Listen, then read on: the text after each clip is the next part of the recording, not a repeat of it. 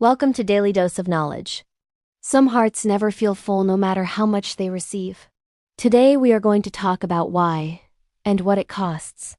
Some hearts take everything in and still feel empty, not broken, not cold, just impossibly deep. They swallow love, beauty, grief, memory, warmth, and hope. Still, something inside keeps reaching for more. That is the black hole heart. A heart with an appetite larger than what life usually offers. Most people fill in portions and rest there. This heart does not believe in portions. It does not sip experience and move on. It drags the whole ocean inward. A glance means more to it than others admit. A goodbye lasts longer inside it. It feels too much, remembers too much, and stays too long inside every emotion it touches. People call it intense because that sounds manageable. They say it like it explains everything. But intensity is only the surface. Underneath it is endless gravity, quiet hunger, and no visible bottom. Good moments do touch it and leave marks. They just never stay long enough to satisfy it. Love reaches it. Praise reaches it. Beauty reaches it. Fullness never does. And that is where the real story begins. Not with desire, but with a hunger that never sleeps. From the inside, that hunger can feel beautiful at first. It makes life vivid, sharpened, almost sacred. Music lands harder than it should. Art cuts deeper. Silence says more than words ever could. This heart notices what others miss entirely. Tiny shifts, hidden pain, quiet longing, unfinished sentences, tired eyes. It can feel a room change before anyone names it. It hears what people hide behind ordinary language. That kind of sensitivity feels like a gift at first. Then it starts demanding to be fed. Because once you feel that deeply, ordinary happiness stops being enough to quiet the inside. Small pleasures help for a moment and then dissolve. After that, the emptiness opens again. A perfect night ends and the glow fades. The hunger stays where it always was. A perfect love arrives and fills every nerve. The hunger stays beneath the sweetness. An impossible dream comes true and still feels incomplete. The hunger stays, watching from underneath. Nothing lasts inside it the way it wants. Everything beautiful fades too quickly to become shelter. So it keeps searching for the next thing. The next person, the next meaning, the next feeling. Not out of greed, vanity, or selfishness. Out of an ache it cannot explain even to itself. Over time, that ache becomes private and harder to describe. The black hole heart learns to hide it. It smiles when it is supposed to smile. It says enough when nothing actually feels enough. It watches other people fill from simple things and feels genuinely confused by their peace. How does a small moment satisfy them so completely? How does warmth close a distance that deep so easily? The black hole heart does not know. It only knows the gap never truly closes. And after enough years, confusion becomes shame. Shame always arrives when difference remains unnamed for too long. The person begins to wonder if something is wrong with them. Maybe not lightly wrong, but fundamentally wrong. Maybe they are ungrateful. Maybe they are impossible. Maybe nothing living will ever fully reach them. So they perform contentment because performance is easier than explanation. They learn the social shape of being satisfied. They say they are okay and they mean it halfway. The other half is starving in plain sight. That performance drains them more than honesty would. But honesty almost never gets understood correctly. People hear depth and translate it into drama. They hear hunger and call it weakness, excess, or neediness. So the black hole heart goes quiet to survive. Not healed, not smaller, just harder to see. And that is how a person becomes lonely in crowded rooms. Surrounded, noticed, touched, and still fundamentally unseen. Shallow conversation starts feeling unbearable after a while. Surface affection begins to feel like a polished kind of absence. This heart does not need more noise around it. It needs something real enough to land and remain.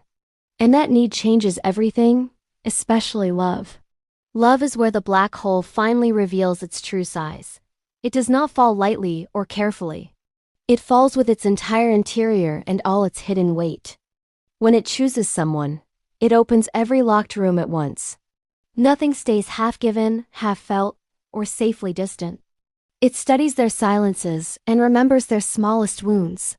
It loves with a precision that can feel almost frightening. To be loved by this heart can feel unreal at first. You feel seen beyond your defenses and habits.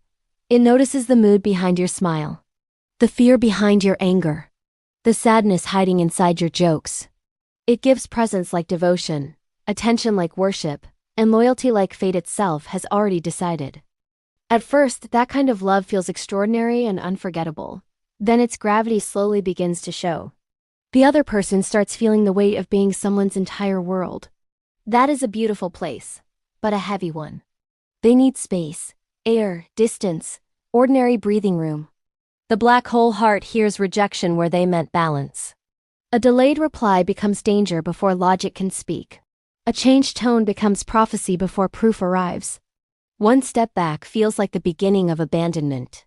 Old fear rushes in and fills the whole body. So the heart pulls harder for reassurance. More closeness, more certainty, more proof that it will not be left. And the harder it pulls, the more pressure enters the relationship. Love starts carrying the weight of survival.